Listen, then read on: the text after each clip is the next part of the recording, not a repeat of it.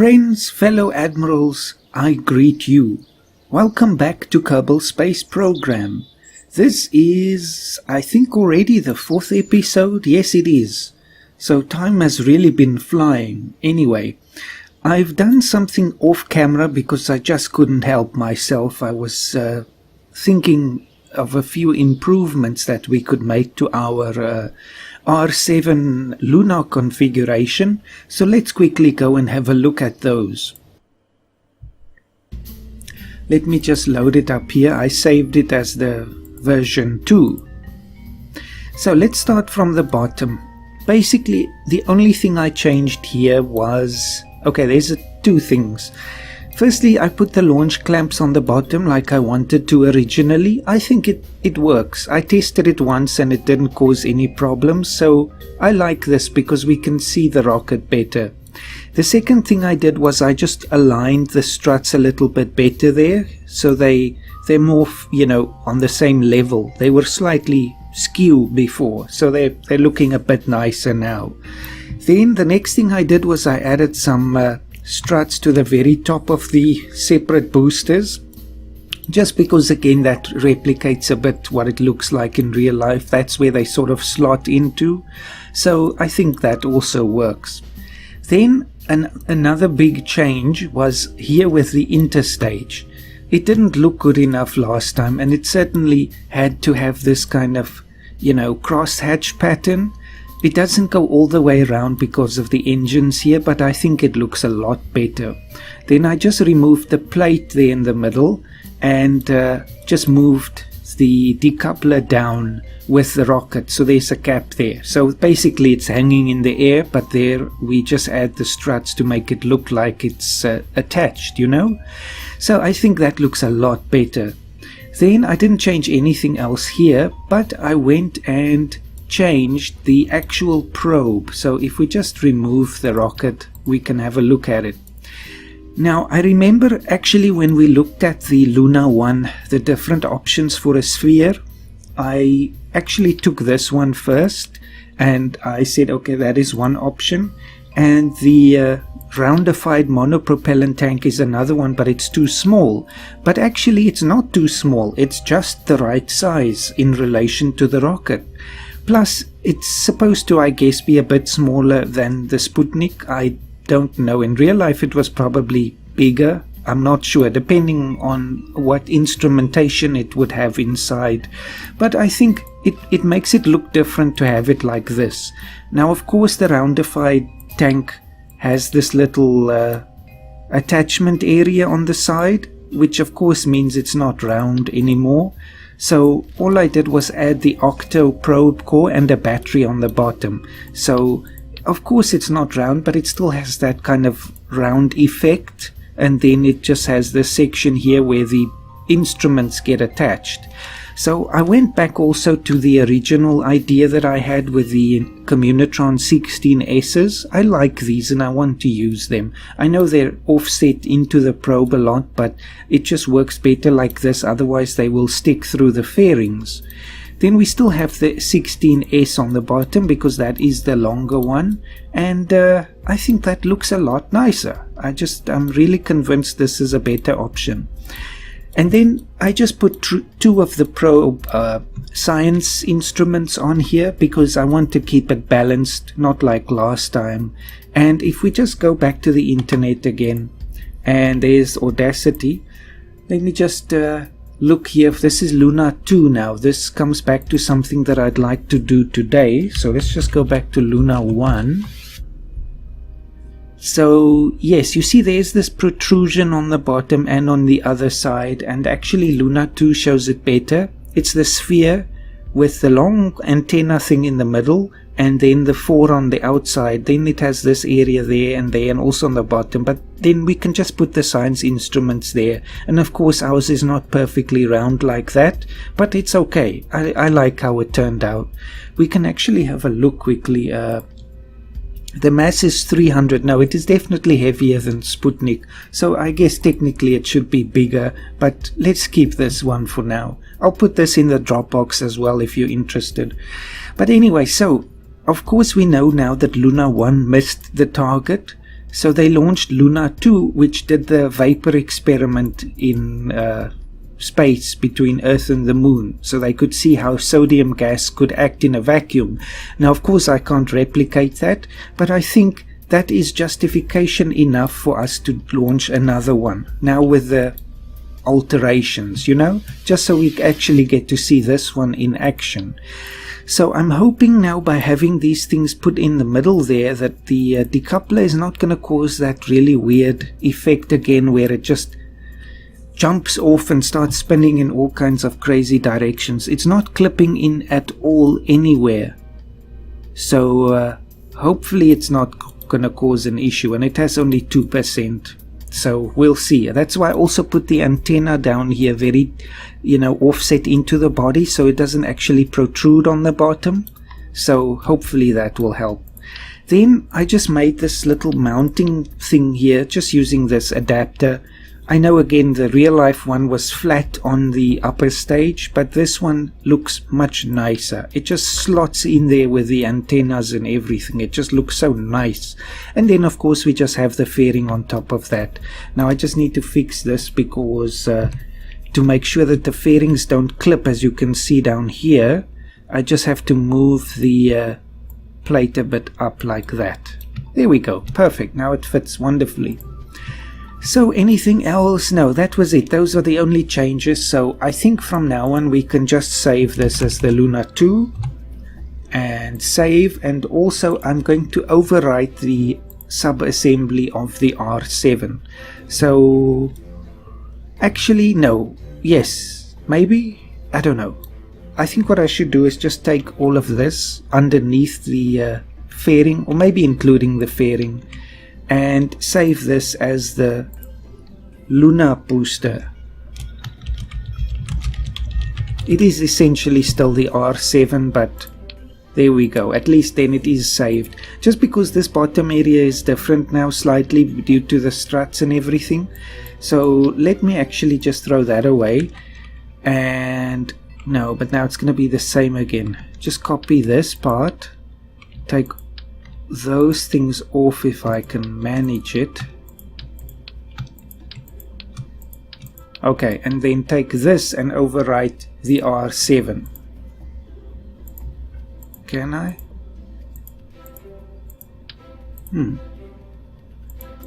For some reason it won't let me. Let's see what happens if I just say R7. There we go. Just so we have all of these new struts and things. Okay, so we'll just launch this one now and hope for the best. Hopefully this one will work much nicer. Then again there was the issue with the hot staging, but I think we are not going to bother with that, and simply because getting the fuel to the exact right level is going to be a bit more difficult because we can't trust these figures here. So all I did was maximize the fuel in the upper stage and dropped a lot of fuel from the second tank of the first stage. We can actually drop a bit more so it burns out quicker. It'll go 20 seconds longer than the boosters, which is okay, I think. So I'll just save this again and let's launch it and see how it performs.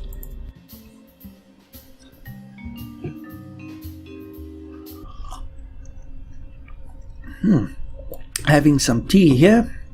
So that looks certainly a lot nicer. I think now we've really nailed it with this interstage there. I think that really works.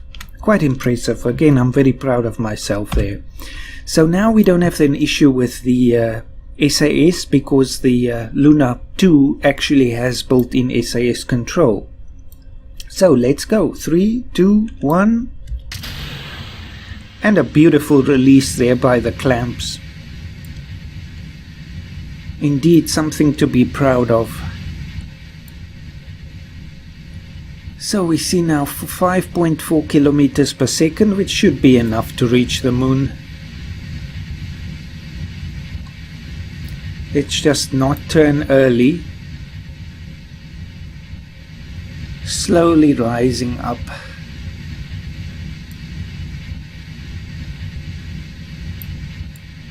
Okay, maybe very soon. It's again trying to go towards the west. So just correcting that very gently before it becomes completely irreversible.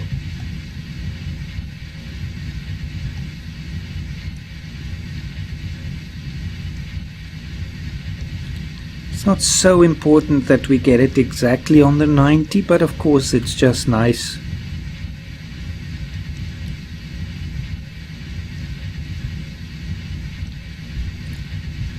Okay, I think that will do. There we go. It's slightly off, but 89% or 89 degrees is fine.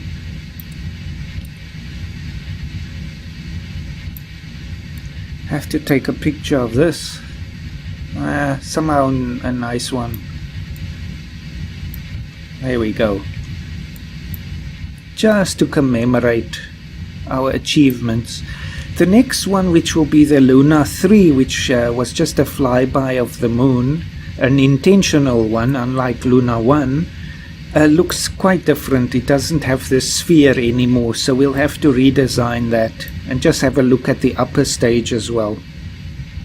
Okay, we are definitely overdoing the ascent here by a very large degree. Okay, just something like that. It's still pushing it towards prograde, and that is because of the very tiny fins and the nose cones there.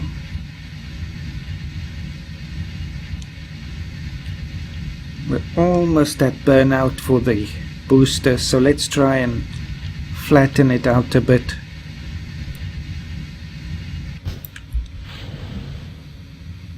Very nice. Always, I have to say it because it's just so nice.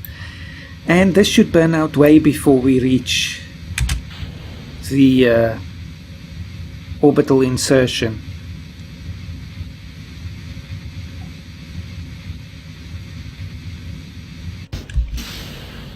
Okay, just wanted to test the hot stage there. We completely overdid our apoapsis, but it works beautifully.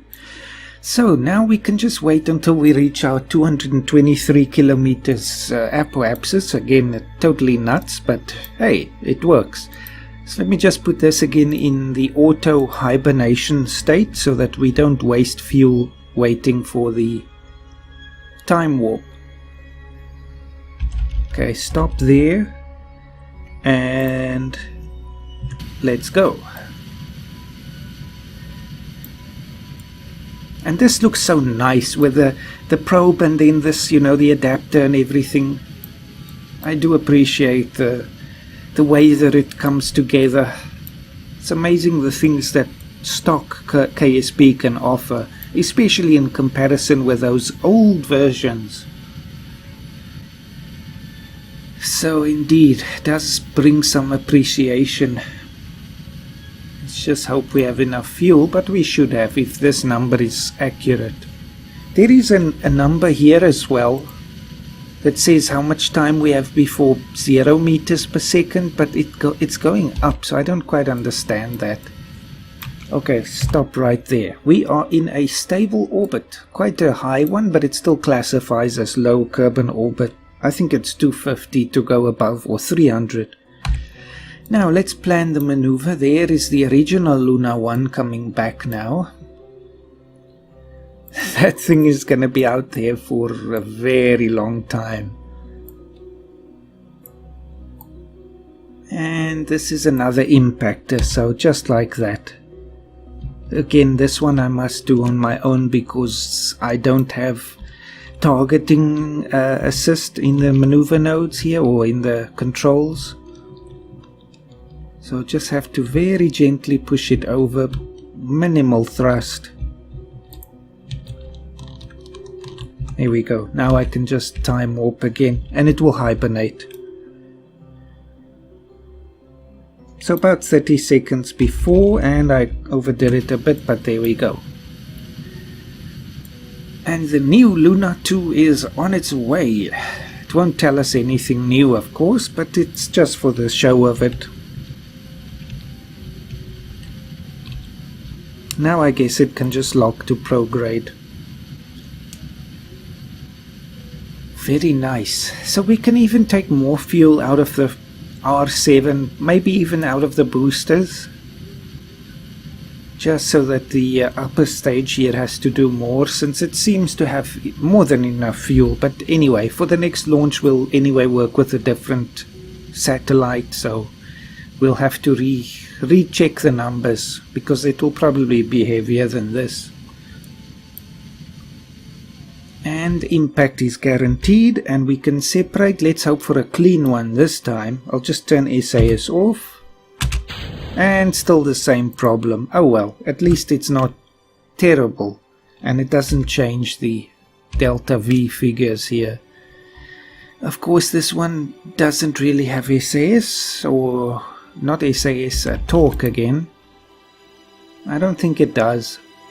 So that's why it doesn't have that kind of stability control. But anyway, let's just extend the antenna there, and there she is on her way. Now I can't rotate, of course, so there's nothing more we can do. That's it. She's just going to perform her duty and smash into the moon again. And the upper stage will follow very soon after. So we'll just speed it along. Now that is much more attractive in my view than the previous one with the Sputnik. That belongs on Sputnik. So maybe a picture or something just to commemorate. There we go. And just before impact, let's have some information. Toggle the display, log the data. It can't be done. Toggle up. 1.58 was the last that I saw, and we actually crashed right on the edge of this crater, so there we go. Alright, back to the Space Center. Now, so we can pretend we're getting some, real data from this. So stage 4, 2, 1, Stratus 5, tank crashed, and so on. The thing broke up anyway. So I don't want to revert, just give me close, thank you. Really, we want to now look at Luna 3, so let's close Luna 2. You see, Luna 3 looked totally different.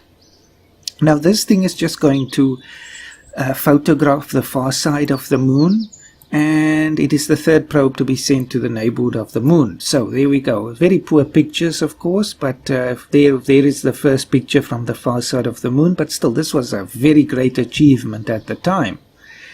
Now, I just want to see if we can get any information about the rocket that they used for this one. Design, mission. After launching on a Luna 8K72, which I believe is exactly the same, it's the Luna rocket, so it's fine. We just use the exact same thing. Now we just have to figure out how this thing is going to be put together. It has to be like a cylinder with like the hemisphere on the bottom, I guess. Doesn't matter which side is top or bottom. It has 4 antennas on the top. Then it like has a point there, and it has solar panels. This is the first one there. Several solar cells. I think an American satellite actually had the first solar one. Yes, Vanguard 1. But that's okay. We're not recreating history. We're just using that as an inspiration. So if I can put some, but it's going to be difficult with that scale. Let's just have a look. So the booster and all of that must be the same. So we'll just take that and put it aside for now. So how is this going to be created now? I think let's scrap the Luna thing and just start with a new one. Possibly even a big one like that. I know this is now getting, a bit big. But I'm thinking sort of that as the cylinder. I don't know. Let's just see what other options we've got. Oh yes, of course, this could work. There we go. Let's rather do that. So actually we're going to use the same one. This one doesn't have the reaction wheel, so I think that makes it a, again, an appropriate sort of thing.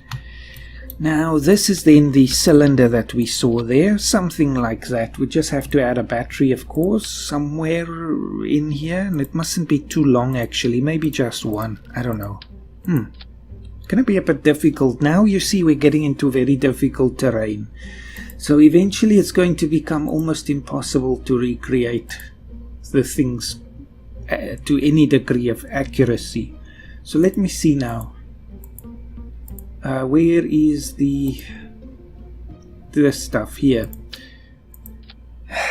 You see, that doesn't look like that, but I'm pretty limited if I want to use this tiny fuel tank as a base, you know.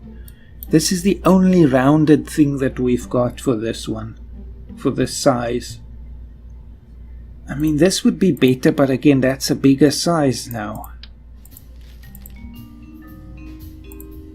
And I don't think there is really any other alternative. Just enjoying my tea here. No, I think... Let me just see. Okay, it's flipped around now from the picture, so the antennas will be on the bottom. But can we sort of create that somehow? It has like a narrowing there, but that will be impossible. Maybe we should just go with a bigger scale. We might still just use the probe. I just want to compare what the options are, you know? No fuel on this one because it's not self-powered, and I know this is now actually bigger than the upper stage, but okay, we have to have some creative license. This is art that we are making here, so we have to, you know, reinterpret it. We can't just go copy the thing exactly. So the hemisphere fits on like that, and we pretend that's where the cameras are, I guess. Then we have the bottom part, which is actually just what I used before, but flipped upside down. Then we have the antenna. So where is... Let's just compare again. So this is where the hemisphere would be, which is now obviously reversed in our one.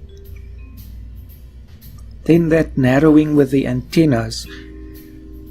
I think for this one actually it has to be the extendable antennas. So, I don't know, this is just a very rough approximation now. Something like that. Let's just extend them and see what it looks like. Now with the solar thing, that's the other thing. If I use that very small radius, it will be almost impossible to add the solar panels because they will look so ridiculously huge compared to the probe or our satellite.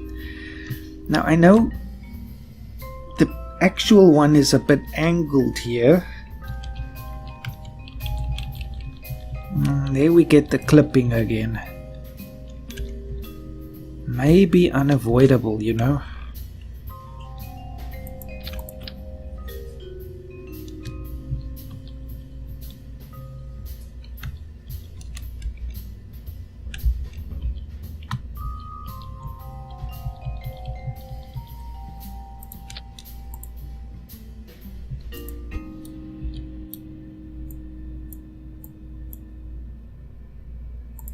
Just playing around with this and see what we can achieve.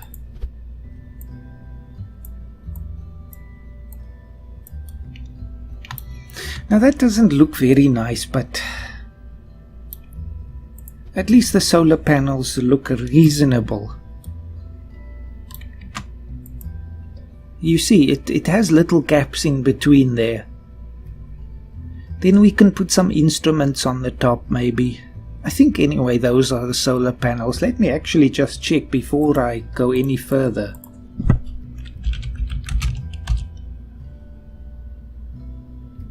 Let's get some more pictures.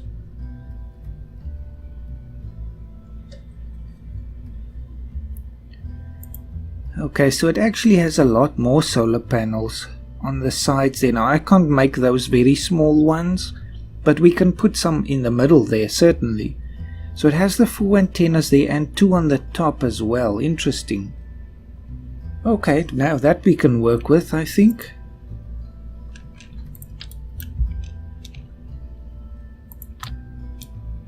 certainly. And it won't weigh so much because it doesn't have any fuel. Here we go.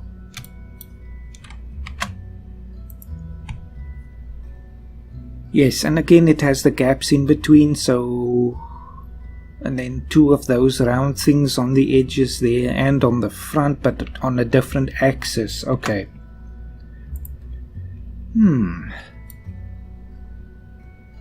Let me actually have a look. Maybe this, and I know this is now not... we shouldn't have 4 of these on, but anyway. This is for a recreation. And then on this side, but with a different axis again. Something like that. That doesn't look bad at all.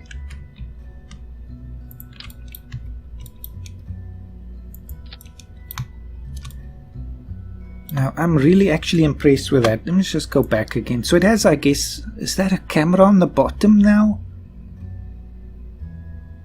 If we can get some other pictures, maybe it will help. Yes, I think that is where the actual camera was. Now that I can't reproduce, so we'll just have to use our imaginations on that account. Okay, this was the Luna that we just had. I'm assuming that's what it was anyway.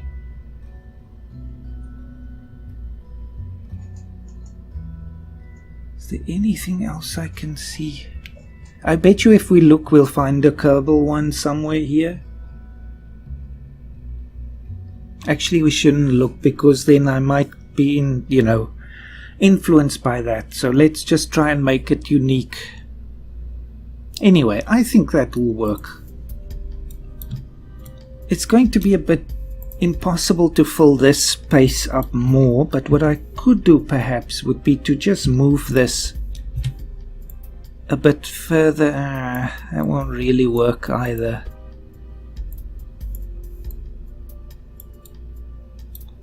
Just so they're closer together. Well, this is where the trial and error business comes in, I guess. Then it doesn't look very good there. No, let's go back to how it was. I think that looks the best. Okay, there we go. That's Luna 3 for us. Let me save this. And save. So there is whatever that is, camera I guess, but I know it seems like it has cameras on the top as well, but there we go. Anyway, any other science stuff that we can maybe put on here? I don't know. Just something to make it look a bit more like the actual thing again, but I don't want to be too obsessed. See, we can't recreate all of these little bits and pieces, so that one clearly shows that round one, so let's rather stick to that. Okay, there we go. No more fiddling, that's it. So we just have to retract all of the antennas so they can actually fit into the fairings, and again I'll use custom one for this. Toggle antenna, toggle antenna. There we go. So this has no reaction wheels or thrusters or any sort of control at all. Hopefully that will work. Now we just need a small decoupler. Very small force again. At least this one should release very cleanly because it doesn't have that problem of overlap. I think, yes, we'll have to widen this a little bit.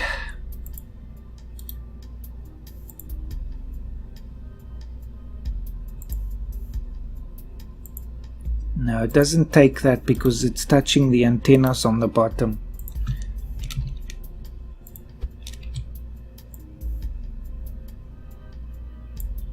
Just move them in a little bit.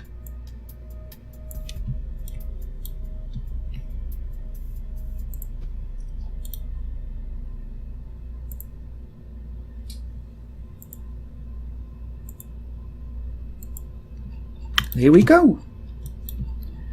So let me just make sure all of the staging and everything else is correct. We're still using exactly the same booster, so I don't need to put that into the sub-assembly again. Then it's the separation and the fairing, and then the upper stage, which will go... This one will be a little bit heavier, so it will burn out the lower stages a bit earlier. Actually, let's take some of the fuel out there, just a little bit. We'll see how that goes, and a bit from the top more. And save and go.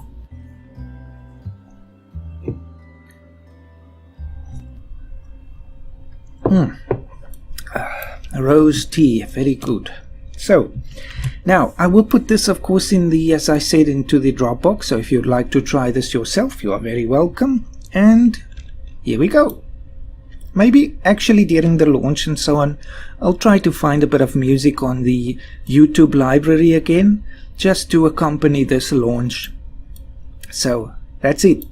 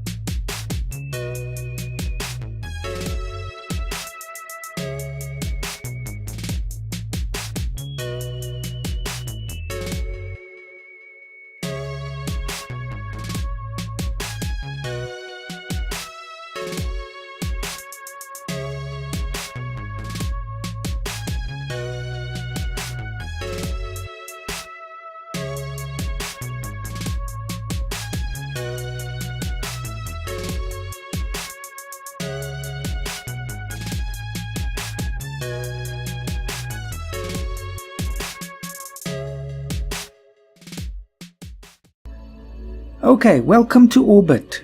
I think each time it gets a bit easier with the R7 because I'm getting more and more used to it. Plus the having less fuel in the boosters and in the first stage had the added benefit of making the thrust to weight ratio a bit higher, so it was even easier to control the normal. So here we are, and I think now for us, I'm not sure how the Luna 1 actually, or Luna 3 now, flew past the moon. I think it was probably just being slingshotted, but if we do that, it's going to enter into solar orbit, but that was the Luna 1. Oh, it doesn't matter. Let's actually just do a flyby and have this thing enter into a solar orbit. It's the wrong Luna, of course, but that doesn't really matter. We're just seeing what we can do here. It should be the other way now. Or is it going to happen? Oh yes, well this is the inside of the moon again. Let's try reaching the outside. So no, it won't actually. That's alright then. We'll save that for another one. So it's going to be quite a distant flyby. Let's see if we can get it a bit closer. Hey, it's actually going to have another flyby in a year. I didn't know this thing projected that far away. That's interesting. At year 1, day 11, it will have an impact with the moon. Let's do that. So eventually it will disappear. I mean, that's literally a year from now. That's so interesting. I wonder if it will actually happen like that. So let's do this. Of course, if we can now manage it, because I need to bring us to the maneuver node, and that of course requires fuel, which changes the whole situation. That's so neat. I like that. Prepare to cut the engine. Ah, we missed.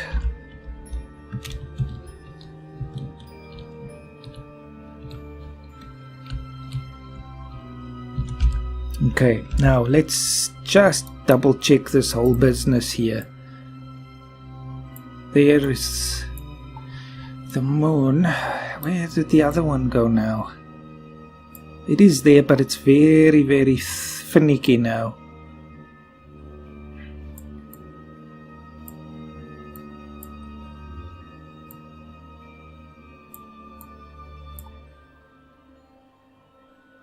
There we go. So that's again basically in 1 year and 30 days from now basically, and then it will just keep going around and around until that time. But I wonder if it will actually encounter the moon before then. I would have expected within a year of passing through here it would, but I guess not. So that's perfectly fine.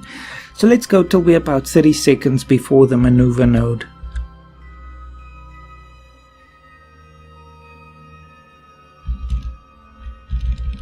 Almost there. So I'm ready, and 3, 2, 1. It should be perfectly balanced, so we shouldn't have a problem with that. And I did turn this down, I think, just so that of course that will change the orbit when we decouple, but anyway, we just want to have a flyby. That's the main thing.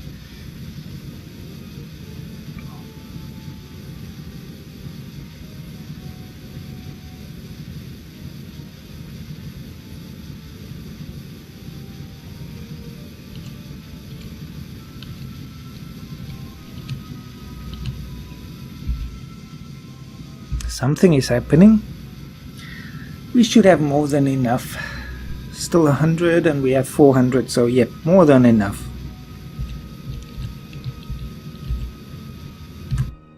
Okay, we're 2 meters per second away.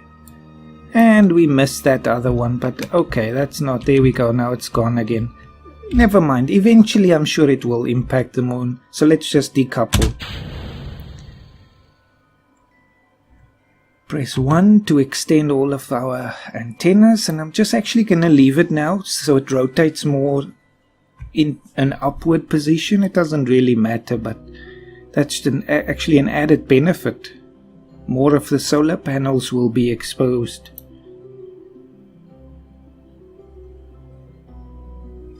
Something like that.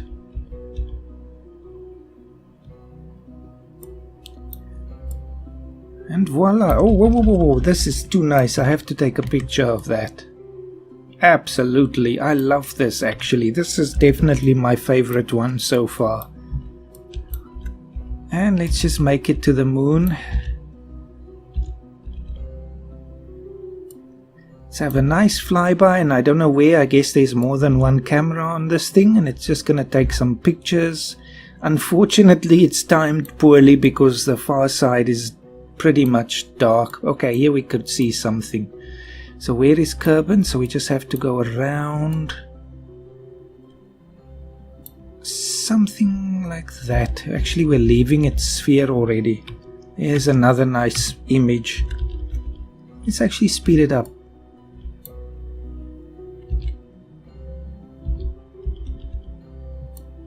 Yes, so now it just basically moves away because we're in a slower orbit. Oh well, we did get a glimpse of the far side, so there we go, and this is our most distant effort yet. Fantastic. So actually I'll leave you with that. Thank you for watching. I don't know what we're gonna do next time, but I think maybe... Okay, I have an idea. It's a bit different now. We're gonna try building the Atlas booster, because I think it's just time to try that, you know? Let's build up our rocket family. So, until then, I hope you enjoyed and have a fantastic day.